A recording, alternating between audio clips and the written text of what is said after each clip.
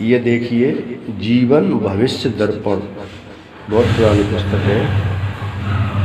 और ये पुस्तक सभी 12 राशियों का भविष्य दिखाती है कि जीवन में कैसी शिक्षा होगी, कौन सा कार्य होगा और क्या किया जाएगा। ये सारा कुछ इसमें दिखाया गया है। ये सन 2000 की पुस्तक है, बहुत ही प्राचीन पुस्तक है। मेरे हाथ लगी तो मैंने इसको पढ़ा।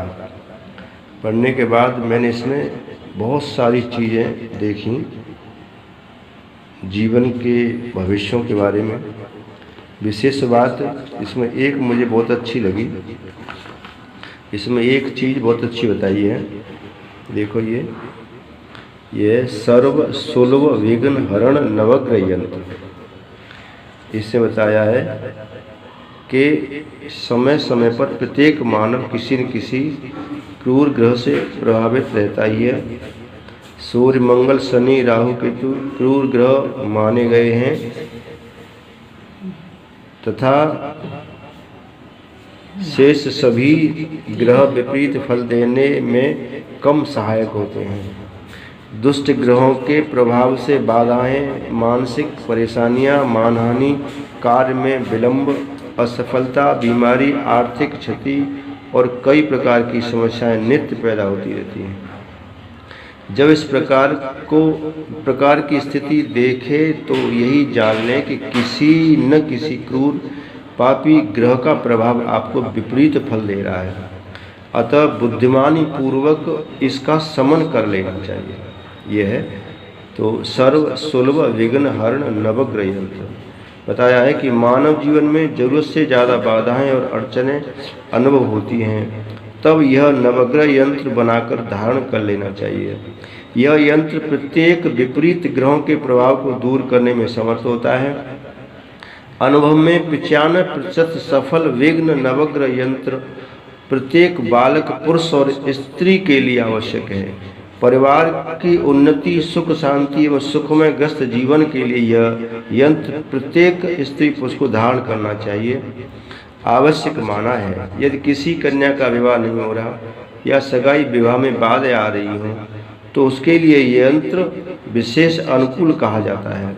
यदि घर परिवार में बीमारियां और परेशानियों ने डेरा जमा रखा हो तो यह यंत्र भूमि में गाड़ देना चाहिए, जिससे कि जीवन में विशेष बाधाओं का सामना न करना पड़े।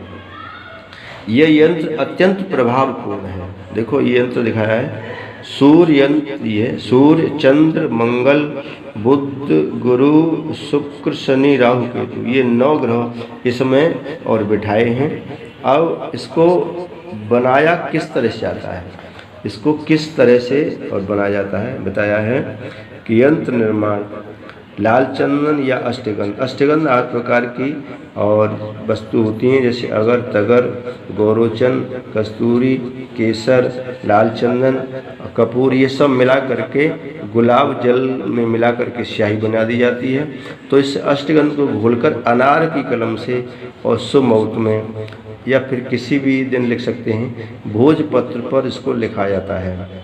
विधिवत पूजन करके नवग्रह आदि मंत्र से अभिमंत्रित किया जाता है और विधिवत पूजित करके चांदी अथवा तांबे के यंत्र में भरकर गले में धारण करना चाहिए। इसके प्रभाव से ग्रह के संपूर्ण अनिष्ट प्रभाव दूर हो जाते हैं। यदि स्वयं यंत्र न बना सके तो किसी विशेष जानकार से भी बनवा सकते हैं। तो ये यंत्र चांदी में और लॉकेट में मैंने भी ये सिद्ध करके पहन रखा है। एक अपने घर में भी मैंने जमीन में दबा रखा है ताकि उसके वास्तु दोष दूर हो। उससे वास्तविकता में बहुत शांति घर में कलह, कुछ किसी प्रकार का दोष नहीं है और सब शांति है। और मुझे भी और कई परेशानियों से ये यंत्र रक्षा कर रहा है। और जो लंबे समय से बीमार रहते उनके लिए तो ये विशेष रामबाण है। तो इस तरह से ये यंत्र आप बना करके पहन सकते हैं पूजा विधान के अनुसार, या फिर इसे सिद्ध मंत्र अभिमंत्रित ये यंत्र आप प्राप्त भी कर सकते हैं। तो ये बहुत अच्छी जानकारी इस विशेष पुस्तक से और हमें मिली। और ये ज्ञान, ये जानकारी हम तुम सबको पहुंचा रहे हैं, क्योंकि ये पुस्तक जब मैंने देखी पढ़ी तो इसमें बहुत अच्छी बात मुझे ये मिली। 2000 वर्ष पुरानी पुस्तक है ये, और ये कम से 24-23 साल पुरानी पुस्तक है। और इससे पहले इसके संस्करण कई निकले होंगे, लेकिन ये सन 2000 की पुस्तक मुझे मिली। तो मैं जब इसका अध्ययन किया, इसमें जानकारी तो बोलते हैं, इसमें सभी राशियों के नक्षत्रों का फल, राशियों का फल और सारे उसका भविष्य एक तरह से सब कुछ लिखा है।